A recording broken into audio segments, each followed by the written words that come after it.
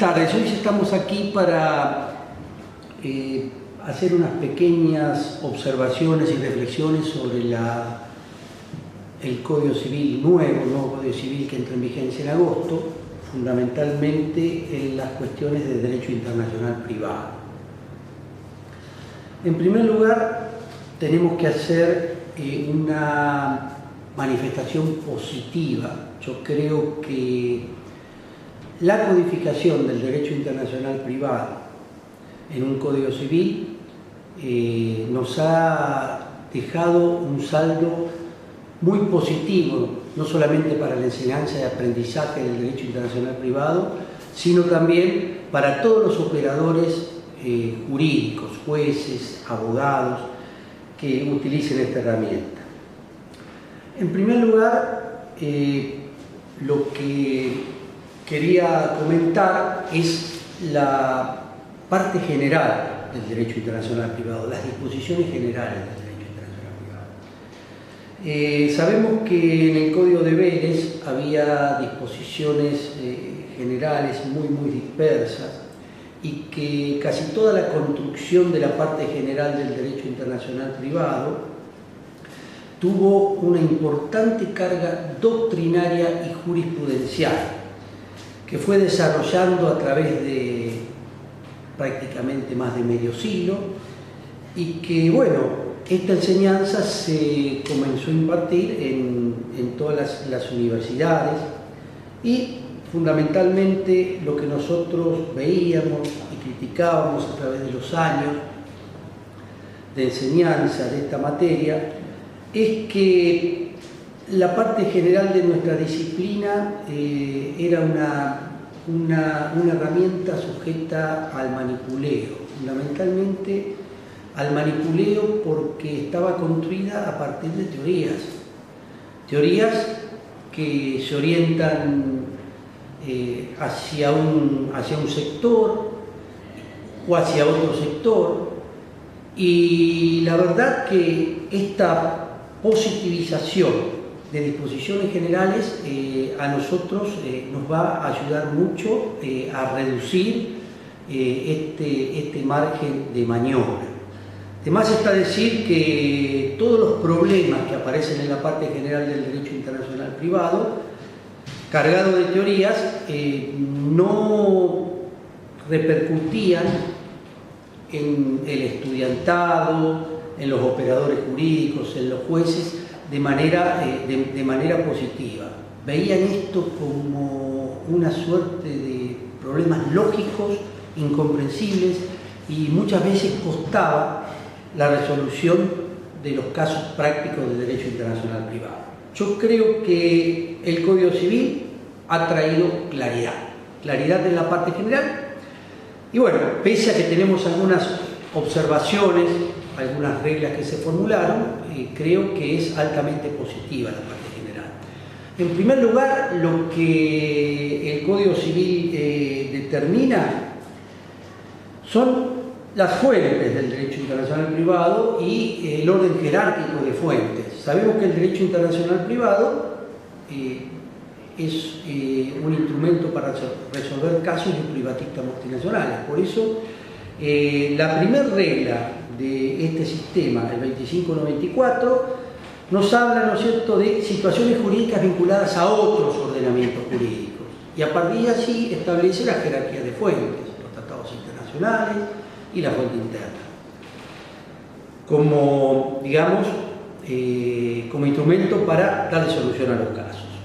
En segundo lugar, creo que es muy importante la regla referente al derecho extranjero del artículo 2595, porque en cierta manera trata de dar una visión superadora. Si nosotros lo comparamos con el artículo 13 del Código Civil, había sido objeto de muchas críticas, de muchas interpretaciones, fundamentalmente si las partes tenían que cargar con la prueba del derecho extranjero. Si no lo hacían, fundamentalmente significaba que el juez tenía que aplicar el derecho privado interno. Esto sería transformar en todas las reglas de conflicto que existen en el Código Civil en facultativas y no obligatorias, lo cual nosotros a través de los años, hemos visto una jurisprudencia superadora, también con ayuda de los tratados internacionales, que establecieron la regla de que los jueces tienen que probar y averiguar el contenido del derecho extranjero sin perjuicio de la tarea de las partes. La tarea de las partes en este sentido es importante, y fundamentalmente también esta norma establece con mucho criterio que los jueces deben interpretarlo de acuerdo a cómo lo interpretarían los jueces cuyo derecho se aplica a esa relación jurídica. Es la conocida teoría del uso jurídico que encuentra raigambre en la CIDIP 2 de normas generales, y creo que ha sido un instrumento que le ha dado una acabada connotación a lo que implica aplicar el derecho extranjero. Saliendo un poco de esta regla, tenemos otra relativa al derecho extranjero que también es importante, que es el problema de la covigencia o vigencia sucesiva, o sea, en aquellos territorios donde existen varios sistemas jurídicos de derecho privado, como es, por ejemplo, Estados Unidos de América, como es Suiza con sus cantones, que tienen tantos derechos privados como estados federados existen, con lo cual esto genera un problema para la identificación del derecho extranjero. Asimismo también la vigencia sucesiva, o sea, cuando el derecho privado extranjero es objeto de reformas, de cambio de legislación. En este punto también existían muchas teorías con diferentes finalidades, pero que bueno, la manera de identificar el derecho extranjero creo que es la adecuada en esta regla, y la que nos enseñó la doctrina durante muchos años, es que había que fijarse, digamos, en el derecho del Estado cuyo derecho se aplica. Esa legislación iba a determinar cómo se solucionaban los problemas de covigencia o cómo se solucionaban los temas de vigencia sucesiva, ¿no es cierto?, a través del derecho transitorio. Naturalmente que acá es importante, el Código Civil deja una cláusula de escape que casi toda la doctrina, Batifolle, por ejemplo, en Francia, decía que había que tratar en cierta manera de dar una solución cuando no se pudiera solucionar esto, y es buscar, abandonar ese contacto y buscar otro vínculo estrecho que puede tener el caso con un ordenamiento jurídico para someterlo a ese derecho.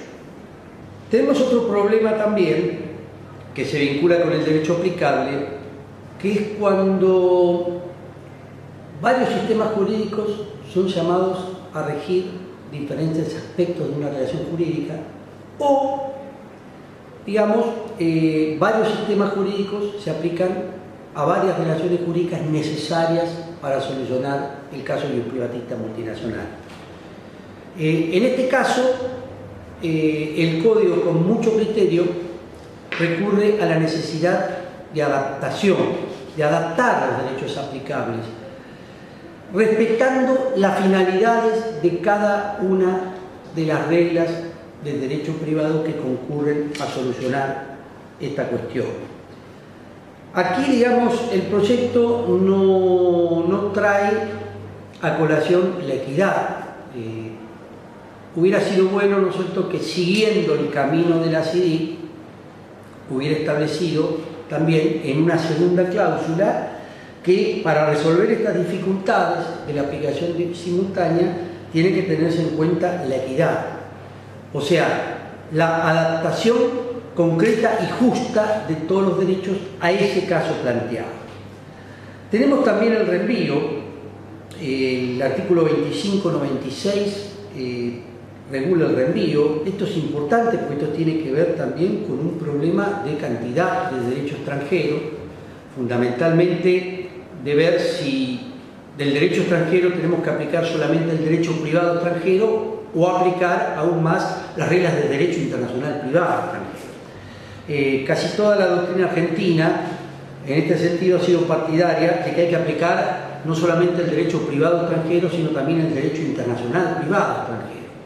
Pero acá se genera, ¿no es cierto?, un problema que el Código trata de resolver. En el caso del conocido reenvío de primer grado, o sea, cuando el derecho extranjero reenvía al ordenamiento jurídico argentino, ahí, ¿no es cierto?, el legislador corta de plano la posibilidad de remisiones y dice que se terminará aplicando a este caso el derecho argentino. Esta situación no se producirá fundamentalmente si el derecho extranjero remite a otro ordenamiento jurídico. En este caso nosotros seguiríamos al derecho internacional privado extranjero y aplicaríamos el derecho del ordenamiento jurídico indicado. Yo estoy pensando a lo mejor de la herencia de una persona de nacionalidad alemana con último domicilio en España. En este caso, ¿no es cierto?, aplicaríamos a la sucesión el derecho alemán y lograríamos así una de las principales metas del reenvío, que yo creo que es la única justificación lógica y posible del reenvío, que es lograr la armonía internacional de soluciones. Significa que en el caso planteado se solucionaría tanto en Argentina como en España como en Alemania esta sucesión aplicando un mismo derecho, que es el derecho sucesorio alemán. Tenemos también una gran novedad en el artículo 2597. Esta novedad del artículo 2597 establece una cláusula de excepción. Esta cláusula de excepción fundamentalmente atiende a corregir el funcionamiento de las normas de conflicto. En el caso que las normas de conflicto a nosotros nos conduzcan a un derecho que no tenga vínculos relevantes con un caso, o sea, tenga vínculos poco relevantes con un caso, y encontremos otro derecho en el cual se encuentra estrechamente conectado, darle la posibilidad al juez fundamentalmente de excepcionar y aplicar ese otro derecho, el derecho que tiene vínculos más estrechos. Pero curiosamente esta regla no se limita en su ámbito de aplicación a los contactos geográficos del caso, a una agrupación geográfica de los elementos del caso, sino que exige además que ese derecho sea previsible y que la relación jurídica haya nacido válida de acuerdo a ese derecho y recién ese derecho sería aplicable.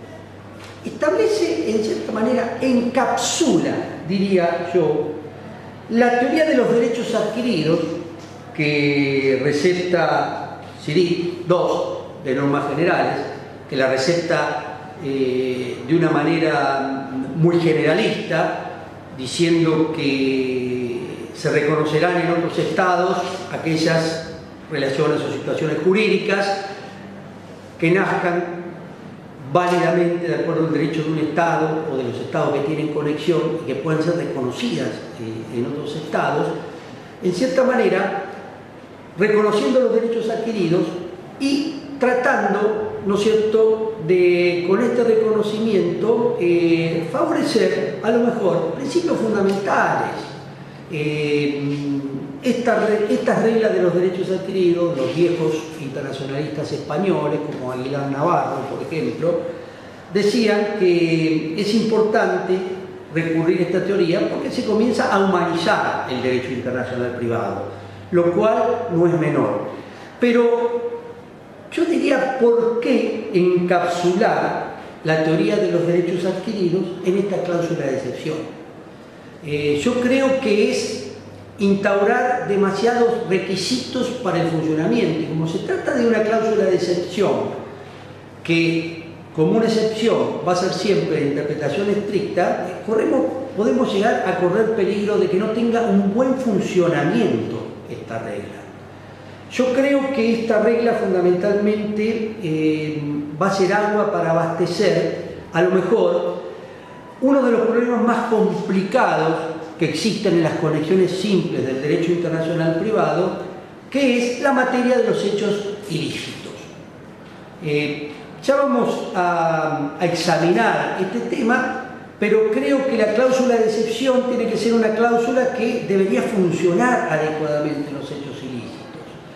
Y veo también que con este problema de los derechos adquiridos estamos circunscribiendo y restringiendo bastante el funcionamiento de esta regla. Siguiendo con la parte general del derecho internacional privado, nos encontramos con la problemática del fraude de la ley. El fraude de la ley fue reglamentado en el artículo 2598. Fíjense que acá la reglamentación del fraude de la ley es bastante diferente a la contenida en la CIDIP 2 de normas generales del derecho internacional privado, que es una fórmula que nosotros veníamos enseñando regularmente, y vemos que aquí esta regla del 2598 establece el fraude con un carácter que yo estimo diferencial. En primer lugar, habla de materias no disponibles, o sea, debe tratarse de materias no disponibles. Y esto de circunscribirlo a las materias no disponibles, pensamos que es una formulación negativa de restricción de fraude. Ya vamos a explicar por qué. ¿Cuándo se daría el fraude para el 2598? Cuando se tienen en cuenta hechos y actos realizados para eludir la aplicación del derecho designado por la norma de conflicto. Fíjense que esta formulación de fraude a nosotros puede dejarnos fuera del espectro muchas conductas fraudulentas que no implican, digamos, un fraude a las reglas de conflicto que el legislador estableció. Yo estaría pensando en el caso, por ejemplo, de la internacionalización de contratos domésticos. Por ejemplo, ¿cómo se cometería fraude? Se cometería fraude estableciendo un contacto extranjero a un contrato que no tiene un contacto extranjero. Y esto le daría la posibilidad de elegir juez, prorrogar y elegir el derecho aplicable, que no la tienen las partes en los contratos internos. Este es el primer problema que yo veo en esta regla. Espero que la jurisprudencia tenga alguna interpretación superadora de este fenómeno. Fíjense que la regla del artículo 6 del CIDIP 2 es una regla mucho más clara, porque habla de una evasión artificiosa de principios fundamentales de la ley de otro Estado parte.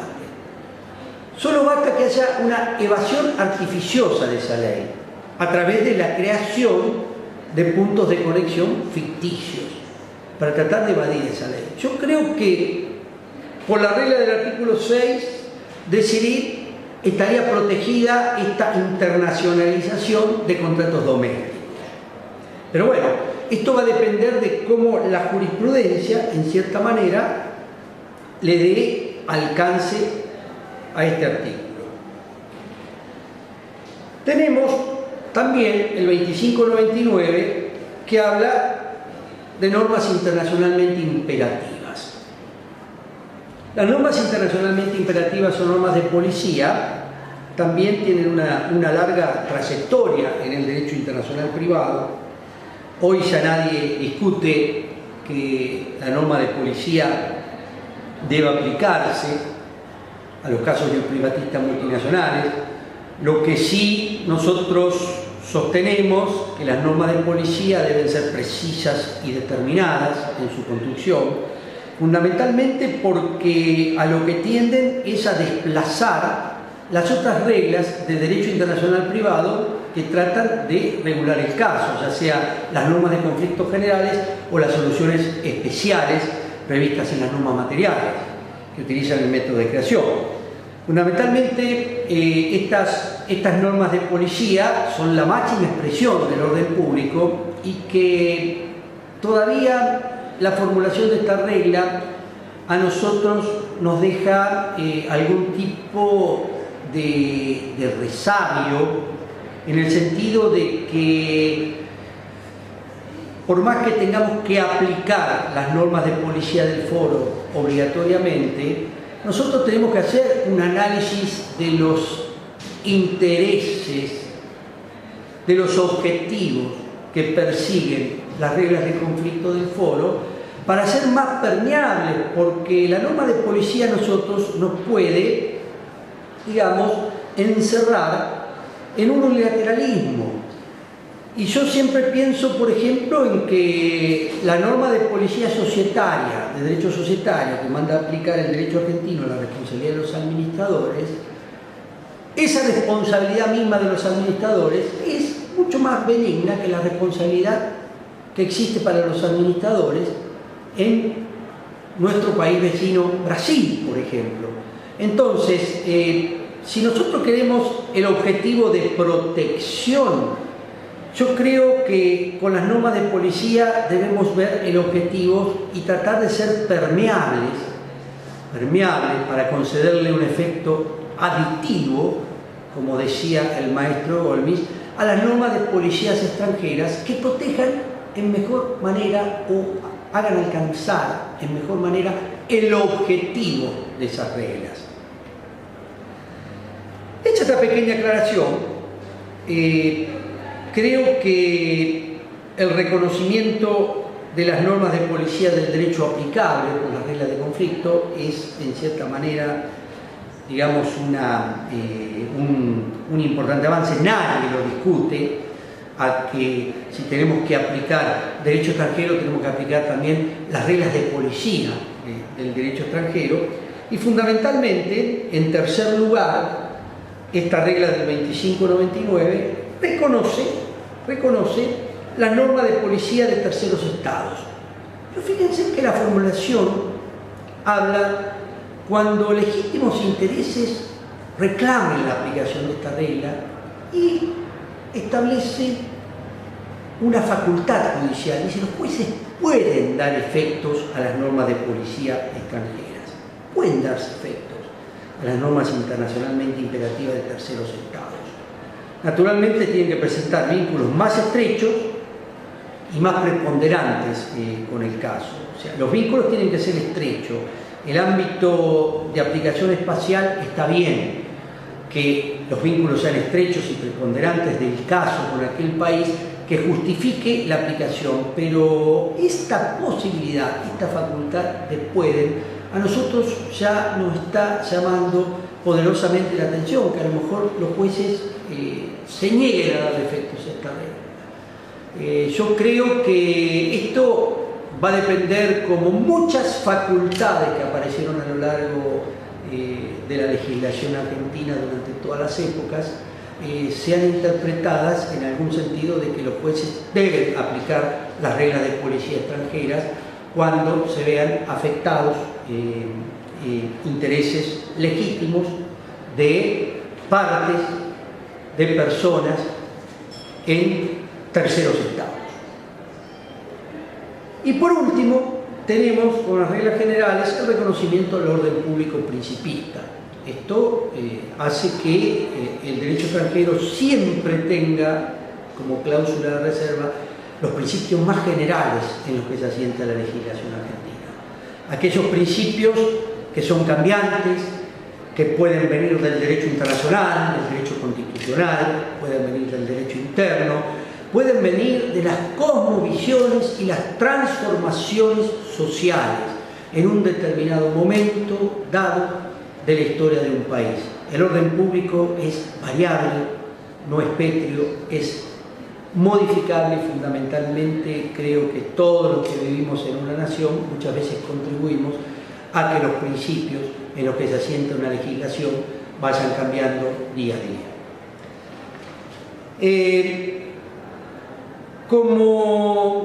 Como temas generales, fundamentalmente también de regulación, el código tiene normas procesales y normas sustanciales de derecho internacional privado como herramienta para dar la solución justa a los casos de privatistas multinacionales. Y tiene regulación de ambas reglas. En primer lugar, regula la jurisdicción internacional. La jurisdicción internacional de los jueces argentinos creo que es importante que esté regulada en este Código Civil. Creo que la jurisdicción internacional ha traído muchos problemas a través del desarrollo de las cuestiones del derecho internacional privado, y yo creo que todos los problemas fundamentales que aparecieron a través de la jurisprudencia, por ejemplo, como la necesidad de que la jurisdicción internacional tutele el acceso de las partes débiles, que tutele el acceso de las personas a la jurisdicción para que en un determinado plazo de tiempo pueda resolverse su conflicto. Esto ha estado muy presente en los redactores del código, y si nosotros damos lectura a través del articulado, por ejemplo, la generación del foro de necesidad del artículo 2602, que esto se genera a partir fundamentalmente del caso Blasov contra Blasov, es un caso de familia, de matrimonio y divorcio vincular. Fundamentalmente lo que se trataba era de obtener la separación de bienes. Bueno, a esta mujer se le dio el acceso a la jurisdicción argentina, a los tribunales argentinos, porque de otra manera se hubiera denegado el derecho de defensa y el acceso. Y esto por ahí es importante tener en cuenta que este código comienza a sentar sus reglas sobre estos principios y valores fundamentales, que no son otra cosa que la efectivización de los derechos humanos. A lo largo de todo el articulado regula también la prórroga de jurisdicción. La prórroga de jurisdicción en el derecho internacional privado es bastante conocida. No en todos los ámbitos se puede prorrogar la jurisdicción. Se exigen que las cuestiones sean internacionales y patrimoniales. Fundamentalmente hay una diferencia de detalle en este Código Civil. Este Código Civil habla de cuestiones patrimoniales, mientras que el Código Procesal Civil y Comercial de la Nación habla de cuestiones exclusivamente patrimoniales. Esto hace de que la regulación no sea la misma. Si nosotros pensamos que las cuestiones tienen que ser exclusivamente patrimoniales, nosotros veíamos una gran objeción a la prórroga en los contratos de trabajo, por más que sean empleados que trabajen en filiales, en altas empleados, digamos, de alto rango, que trabajen en empresas, como ser ingenieros, que tengan que moverse por varios lugares del mundo. Veíamos un inconveniente en el Código Procesal Civil y Comercial de la Nación, porque la relación de trabajo no es exclusivamente patrimonial. Aquí hay una gran diferencia. Por otra parte, subsiste en este país un cúmulo de diferencias en los códigos procesales civiles y comerciales de las provincias. Este problema todavía aparece como insoluble en el derecho internacional privado, desde que provincias, por ejemplo, como Santa Fe, prohíben la prórroga de jurisdicción internacional. Y la prohibición de la prórroga de jurisdicción internacional, hecha en base a un código que representa una autonomía legítima de una provincia, simplemente se establece como limitación, como excepción, los tratados internacionales. Ahora habrá que ver, ¿no es cierto?, cómo se acomoda esta realidad con el nuevo Código Procesal, con el nuevo Código Civil. Tenemos también, ya saliendo del tema de prórroga, fundamentalmente el establecimiento de jurisdicciones exclusivas. Esto es importante, que se hayan establecido jurisdicciones exclusivas. Fundamentalmente las jurisdicciones exclusivas en la mayoría de sus casos tienen que ver con, digamos, cuestiones registrales, cuestiones registrales que a lo mejor tengan que ver con bienes registrables, con marcas, con patentes, con pedidos de nulidades de inscripciones. Todas estas cuestiones nuestro legislador las ha definido como de competencia exclusiva. Tienen competencia exclusiva también los jueces argentinos para otorgar en guarda a un menor residente en el país o determinar fundamentalmente el régimen de una adopción. Esta es una jurisdicción exclusiva, digamos, que está fuera de esta regla del artículo 2609. La idea fundamental es que las jurisdicciones exclusivas creo que debían tener un origen legislativo, fundamentalmente un origen legislativo, porque la jurisdicción exclusiva, en cierta manera, es una jurisdicción que excepciona la equivalencia de los servicios jurisdiccionales. Esa equivalencia que podemos entender que funda la concurrencia de jurisdicciones en el derecho internacional privado. La idea también de establecer la igualdad de trato entre los argentinos y extranjeros es fundamental. Establece también algo que nos habíamos preguntado a lo largo del derecho procesal internacional, si había obligación de cooperar de los jueces. Si los jueces argentinos tienen obligación de cooperar, si firman tratados internacionales, naturalmente que existe obligación de cooperar, pero fuera de los tratados internacionales, creo que esta regla de 2611 es una gran regla general que obliga a los jueces argentinos a realizar una cooperación amplia con la jurisdicción extranjera. Esto es importante desde todo punto de vista, desde el punto de vista, ¿no es cierto?, de la cooperación de primer grado, que estaría dada, ¿no es cierto?, por las comunicaciones, por los exhortos, que establece fundamentalmente, hablando de exhorto, que es la vía de comunicación normal que existe entre los jueces en el ámbito internacional, pero deja salvo una práctica que se da en muchas zonas fronterizas, que es la comunicación directa. La comunicación directa entre las autoridades jurisdiccionales de un país y de otro, que esto es importantísimo tener en cuenta esta práctica del derecho internacional, que es reconocida por el Código Civil acá en esta regla del artículo 2602, como así también establece el deber de los jueces argentinos de cooperar al cumplimiento de las medidas solicitadas por un juez extranjero, salvo naturalmente que esa medida sea contraria a nuestro orden público. En el ámbito de las personas sigue estableciendo el principio domiciliar. Creo que es digamos una postura tradicional argentina respecto a la regulación de las personas. En materia de familia, lo que sí voy a traer a colación es la novedad del derecho internacional privado, que es que regula las uniones convivenciales. Las uniones convivenciales también tienen su régimen de derecho internacional privado, tienen una jurisdicción internacional, digamos, y también una regla de derecho aplicable.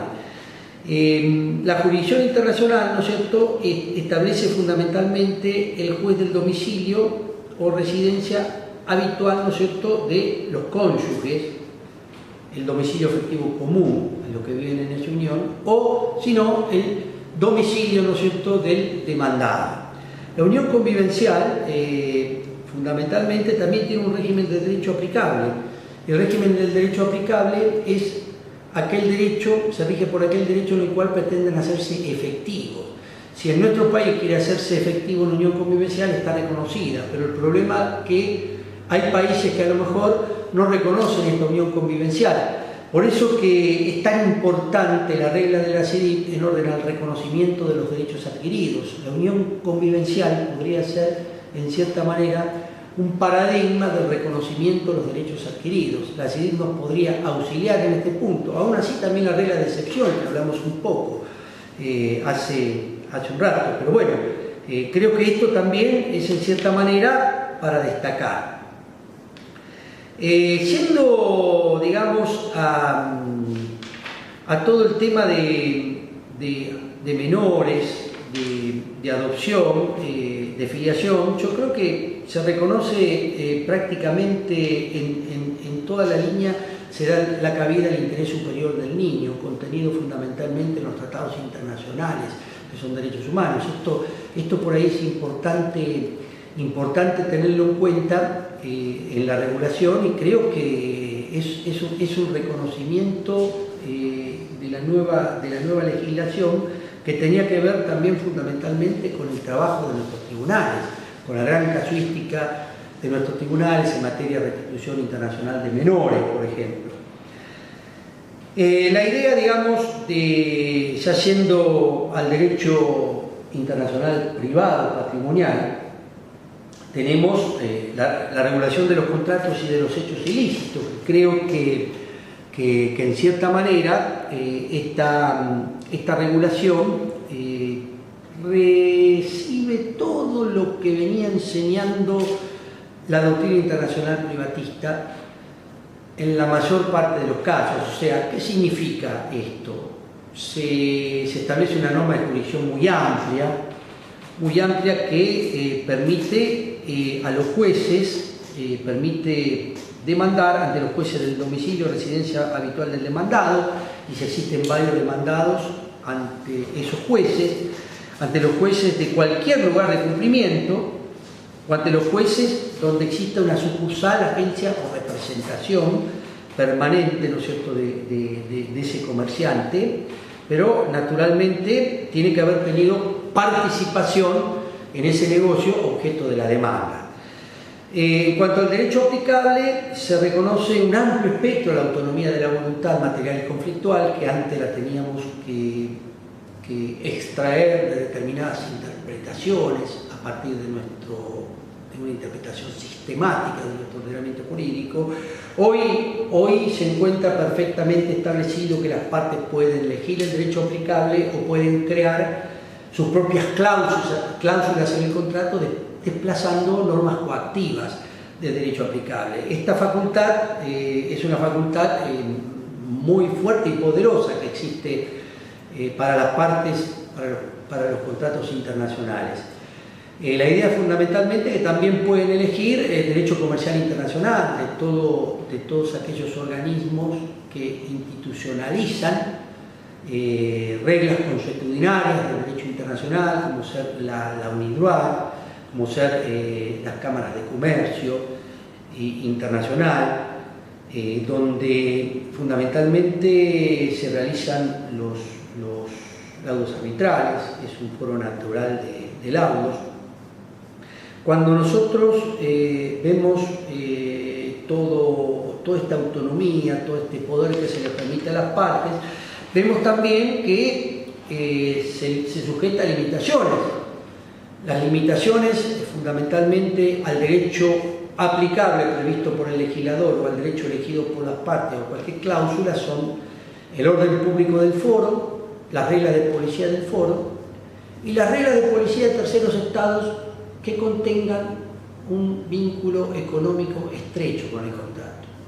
Aquí patrimonializó fundamentalmente, redujo el ámbito de protección contractual de las limitaciones. Fíjense ustedes que acá el código restringe en gran manera a contactos económicos, pero nosotros entendemos que el contrato puede tener otros contactos importantes, otros intereses importantes que no sean relativamente económicos, sino también que sean culturales, religiosos, ambientales, extrapatrimoniales en general. La otra cuestión que tenemos acá es que se prohíbe, o sea, este artículo no se aplica a los contratos de consumo. Y acá creo que los contratos con partes débiles en el derecho internacional privado fueron reducidos a los contratos de consumo. ¿Está mal que existan reglas de contrato de consumo? No está mal, pero lo que en cierta manera nosotros criticamos fundamentalmente es que no se haya permitido en los contratos de consumo la autonomía de la voluntad condicionada a que mejore los niveles tuitivos de protección al consumidor. Nosotros vemos que en muchos billetes de la década de los 80, las empresas aéreas, ¿qué es lo que hacían para captar clientes? Ofrecían billetes sin la limitación de responsabilidad de Varsovia a La Haya.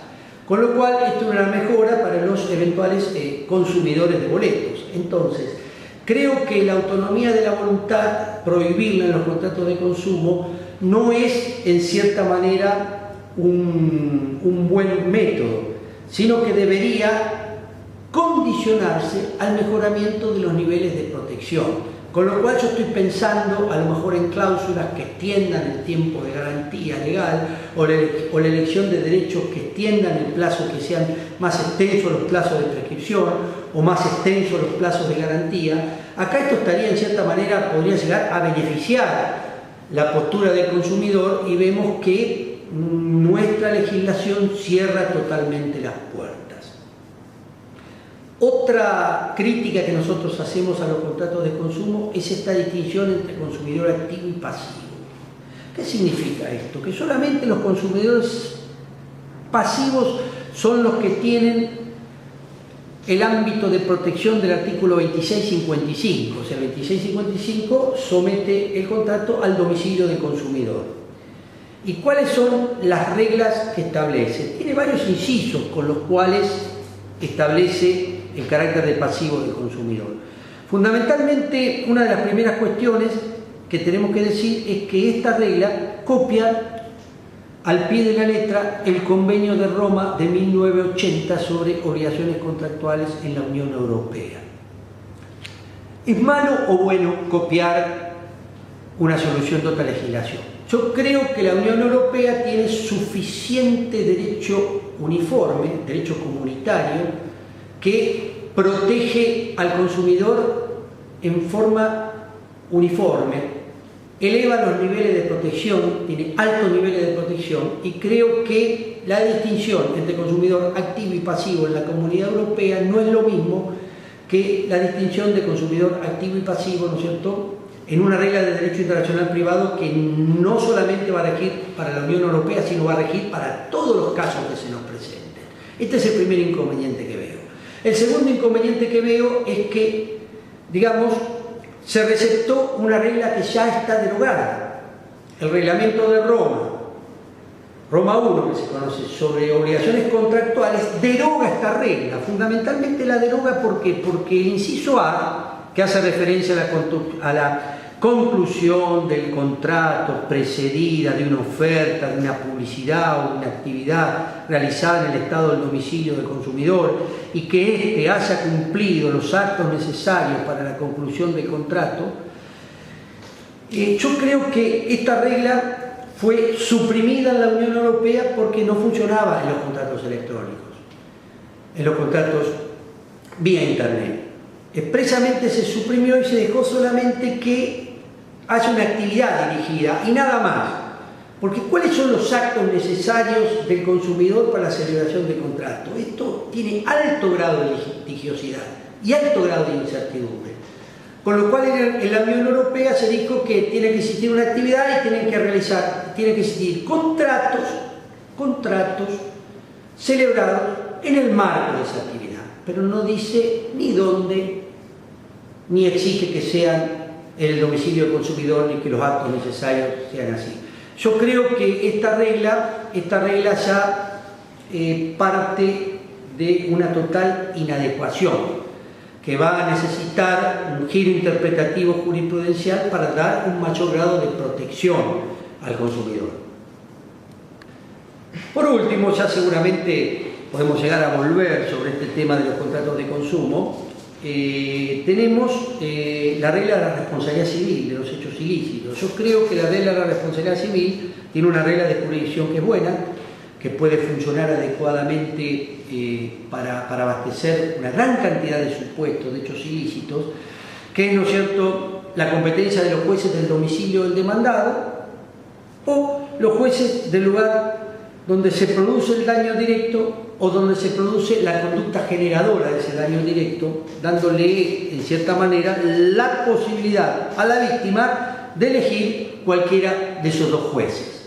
Yo creo que esta regla es una regla de jurisdicción que puede servir casi para muchísimos supuestos de hechos ilícitos, la gran heterogeneidad que existe de cuestiones en la responsabilidad civil. La regla del derecho aplicable no. La regla del derecho aplicable debemos aclarar que primero se trata de una conexión simple que somete la responsabilidad civil al derecho del lugar de acaecimiento. El lugar de acaecimiento es el lugar donde acaece el daño directo, no interesa dónde se producen los perjuicios indirectos ni dónde se desarrolla la conducta. Esto es una limitación importante, exceptuada por el domicilio común de las partes. Cuando las partes tengan domicilio común, no regirá, ¿no es cierto?, este punto de conexión simple. Lo que me llama la atención de estas reglas es que aparecen como reglas residuales. Tanto el 2656 como el 2657 habla de excepto lo dispuesto en los artículos anteriores, excepto disposición en contrario para los casos no previstos en los artículos anteriores. Estas formulaciones a nosotros nos colocan, digamos, en un problema bastante complicado. ¿Por qué? Porque estos artículos aparecen como reglas residuales. Estos artículos anteriores, ¿a qué hace referencia? Al régimen de familia, al régimen de contratos, al régimen de responsabilidad parental. La idea es que deja una incertidumbre muy grande en el régimen, una incertidumbre que, digamos, deberían haberse por lo menos calificado mínimamente los supuestos comprendidos por esta regla. Yo me pregunto, por ejemplo, con supuestos que no están regulados, que son importantes, como es la responsabilidad por el producto y los daños ambientales. La responsabilidad por daños ambientales. Son dos cuestiones que estas reglas de hechos ilícitos muy simples, de seguro no van a funcionar correctamente para estas cuestiones. Y ni hablar para otros daños más complejos, como ser, por ejemplo, la violación al derecho de la concurrencia, la responsabilidad por actos unilaterales, la responsabilidad por el ejercicio abusivo del derecho, la responsabilidad, ¿no es cierto?, por daños ambientales, ya lo dije, pero bueno, aparecen muchos supuestos en los cuales de seguro estas reglas van a ser inadecuadas, y creo que esta va a ser la gran misión de la jurisprudencia, es ver cómo adecuar estas nuevas reglas del Código Civil ante la gran problemática, ante los nuevos daños que aparecen en el campo de la responsabilidad civil. Entonces, ¿qué es lo que tenemos para decir, redondeando el proyecto? Que en realidad aplaudimos de que exista una regulación integral del derecho internacional privado. Creo que era necesaria, fundamentalmente para todos los operadores, no solamente para los docentes, sino también para los alumnos, para los jueces, para los abogados. Creo que esto va a ser un gran avance. Naturalmente que hay determinados ámbitos en los cuales creo que hemos perdido una gran oportunidad histórica, después de tantos años de habernos manejado con una laguna en el Código de Vélez, por ejemplo en materia de hechos ilícitos. Hemos perdido una oportunidad histórica de establecer soluciones más justas y de estar un poco acorde a los valores sustanciales, a la axiología que tiene esta reforma integral de nuestro derecho privado.